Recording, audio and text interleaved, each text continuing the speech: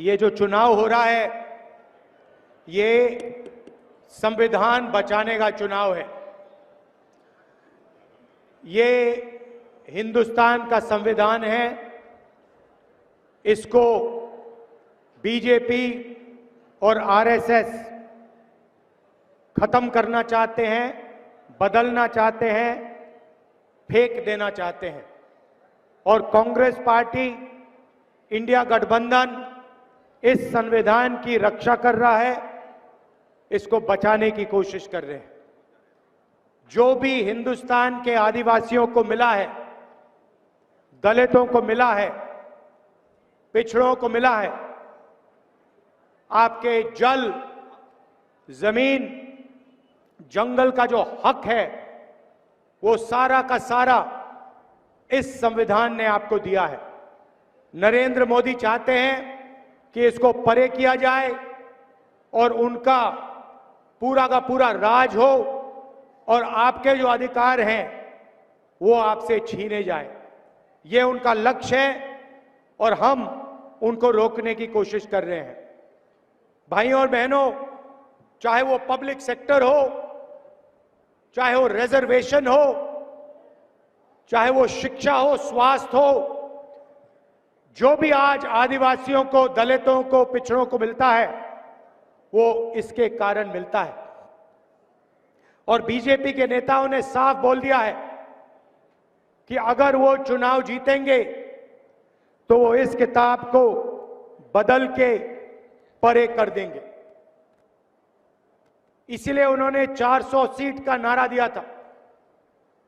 400 seat छोड़िए, उनको 150 seat नहीं मिलने वाली है।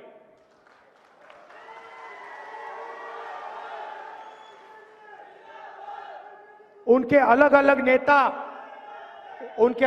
नेता कहते हैं कि हम रिजर्वेशन छीन लेंगे। रिजर्वेशन किससे छीनेंगे? आदिवासियों से, दलितों से, पिछड़े वर्ग से, इन लोगों से रिजर्वेशन छीना जाएगा।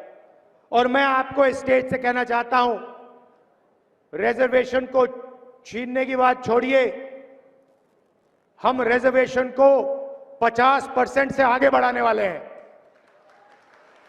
इनको जो करना है कर लें।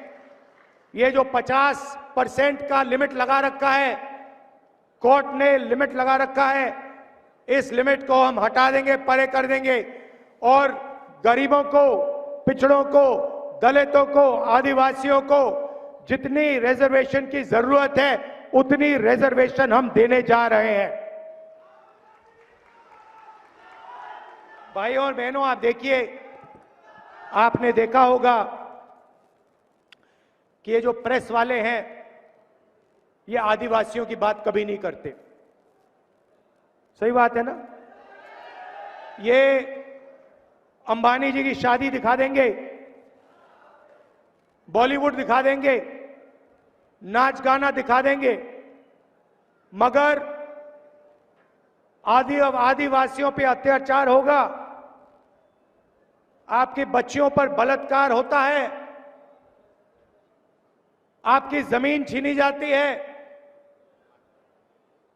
तो मीडिया में कभी आपके बारे में नहीं कहा जाता। इसका कारण है भाई और बहनों, मीडिया में, इनकी बड़ी बड़ी कंपनियों में आदिवासी आपको एक भी नहीं मिलेगा। एक एंकर, एक पत्रकार आपको आदिवासी वर्ग का, दलित वर्ग का, पिछड़े वर्ग का नहीं मिल सकता, है ही नहीं। बड़ी बड़ी कंपनियों में देखिए, 200 बड़ी कंपनियां हिंदुस्तान में, उनकी मालिकों की लिस्ट निकालिए, आपको उस लिस्ट में एक आदिवासी नहीं मिलेगा, एक पिछड़ा नहीं मिलेगा, एक दलित नहीं मिलेगा। यह देश की सच्चाई है। और जो आपका है उसको भी ये लोग छीनने की कोशिश करते हैं। हम आपको आदिवासी कहते हैं। आदिवासी का मतलब हिंदुस्तान के इस जमीन के पहले मालिक।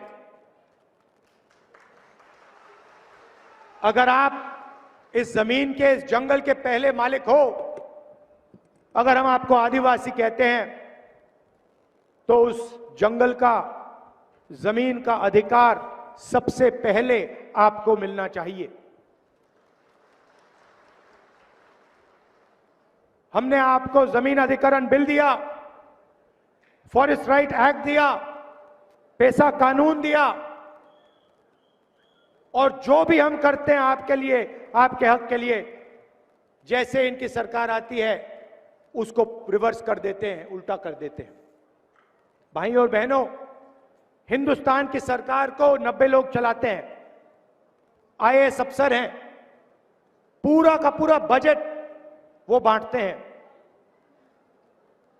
90 में से आप जानते हो आदिवासी वर्ग के कितने अफसर हैं? एक अफसर है। 90 में से एक अफसर आपका है। 8% आपकी आबादी है। पिछड़ों की 50% आबादी, उनके 3 अफसर। दलितों की 15%, उनके 3 अफसर। और भाइयों और बहनों, अगर बजट में 100 रुपए का निर्णय लिया जाता है तो आदिवासी अफसर 10 पैसे का निर्णय लेते हैं। 100 रुपए में से 10 पैसे की आपकी भागीदारी है।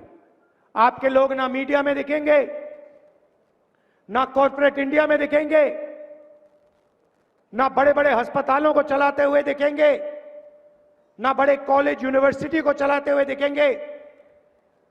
आपकी इस देश में कोई भागीदारी नहीं है। ये देश की सच्चाई है कि आदिवासियों की, दलितों की, पिछड़ों की इस देश में कोई भागीदारी नहीं है। इसको हम बदलना चाहते हैं। हम चाहते हैं कि इस देश में आपकी भागीदारी हो, मीडिया में आपके लोग हो, बड़ी बड़ी कंपनियों में आपके लोग हो, सरकार में आपके लोग हो, प्राइवेट अस्पताल, private college, private university, public sector में आपके लोग हो। इसीलिए हमने निर्णय लिया है कि हम जाति जनगणना करने जा रहे हैं। जाति जनगणना से आपको पता लग जाएगा कि आपकी आबादी कितनी है और देश की संस्थाओं में आपकी भागीदारी कितनी है। इकोनॉमिक सर्वे होगा और सबको पता लग जाएगा कि इतने % आदिवासी हैं, इतना धन उनके हाथ में है, इतनी संस्थाओं में उनके लोग हैं। ये क्रांतिकारी काम है। इससे हिंदुस्तान की राजनीतिक बदलने जा रही है और हम ये आपके लिए करने जा रहे हैं। दूसरा काम, नरेंद्र मोदी जी ने 22 लोगों का लाखों करोड़ रुपए कर्जा माफ किया, अरबपतियों को पैसा दिया।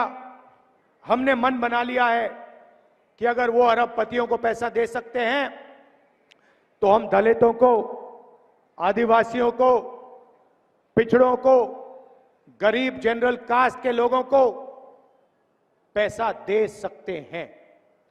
उन्होंने, अभी आप ठहर जाइए, ताली अभी मत बजाइए, जो मैं आपको बताने जा रहा हूं उसके बाद ऑटोमेटिक ताली बजेगी, देखना।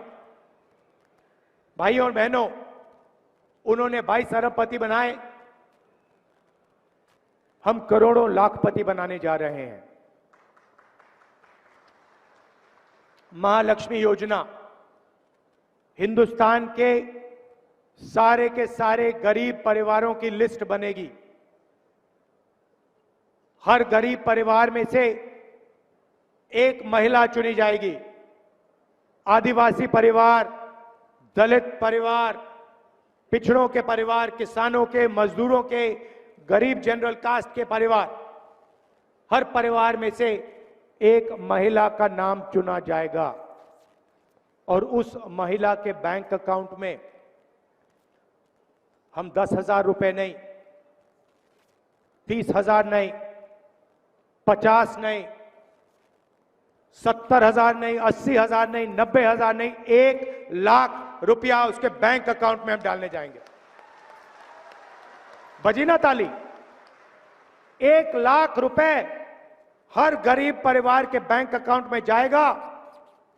हर महीने 8,500 रुपए, हर साल 1 लाख रुपए उस दिन तक, जिस दिन तक वो परिवार गरीबी रेखा से ऊपर आ जाएगा। क्रांतिकारी काम। करोड़ों परिवार के बैंक अकाउंट में साल का 1 लाख रुपए आएगा। किसानों को कानूनी मिनिमम सपोर्ट प्राइस हम देने जा रहे हैं।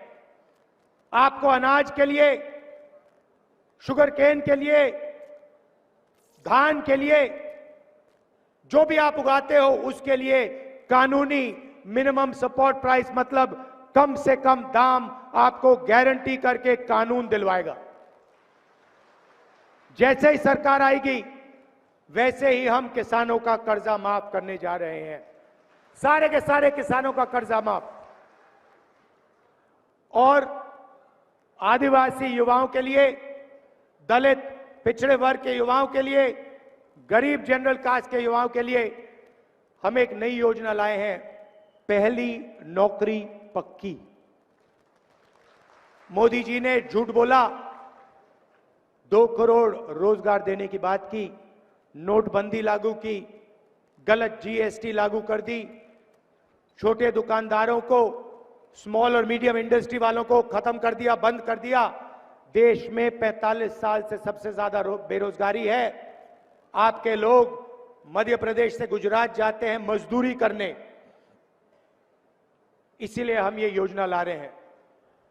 पहली नौकरी पक्की का मतलब, जैसे अमीर घर के बच्चे 1 साल की नौकरी लेते हैं, उसमें उनकी ट्रेनिंग होती है, पैसा मिलता है, वैसे ही हम हिंदुस्तान के सारे ग्रेजुएट्स को, कॉलेज और यूनिवर्सिटी के ग्रेजुएट्स को, डिप्लोमा होल्डर्स को 1 साल की नौकरी का अधिकार देने जा रहे हैं। 1 साल की नौकरी मिलेगी, ट्रेनिंग मिलेगी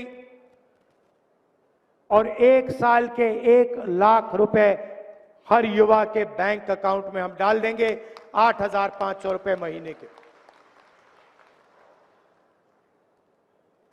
भाइयों और बहनों, मैं जानता हूं आप मनरेगा में यहां पे काम करते हो, 250 रुपए आपको मिलते हैं।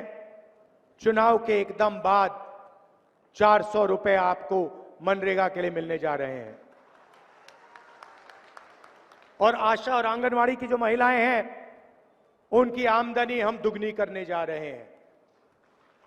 तो ये हमारी गारंटियां हैं, इससे आपकी जिंदगी बदल जाएगी।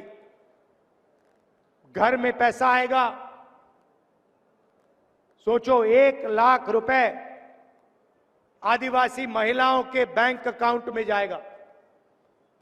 जितना पैसा नरेंद्र मोदी ने 22 अरबपतियों को दिया है, उतना पैसा हम गरीब किसान मजदूरों को देने जा रहे हैं। भाइयों और बहनों, मैंने आपसे कहा हम आदिवासी कहलाते हैं, वो आपको वनवासी कहलाते हैं। वनवासी का मतलब वो लोग जो जंगल में रहते हैं। आपने देखा होगा, बीजेपी के नेता ने एक आदिवासी युवा पर पेशाब किया, उसका वीडियो बनाया और पूरे हिंदुस्तान में उस वीडियो को दिखाया। और आप जानते हो, यहां भूरिया जी के खिलाफ जो लड़ रहे हैं, उनके रिश्तेदार ने एक आदिवासी बिटिया का बलात्कार किया है। आप इनकी सोच समझते हो?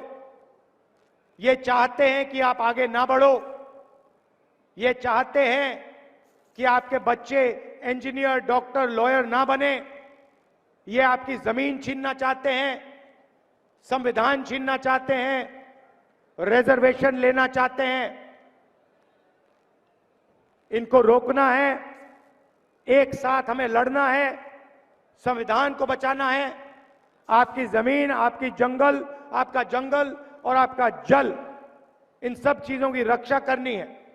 मैं जानता हूं कि यहां आप भूरिया जी को पूरा समर्थन देंगे और भारी बहुमत से उनको आप जिताने का काम करेंगे। मैं आपका दिल से धन्यवाद करता हूं कि आप यहां आए, आपने मेरी बात सुनी। जय हिंद, जय मध्य प्रदेश।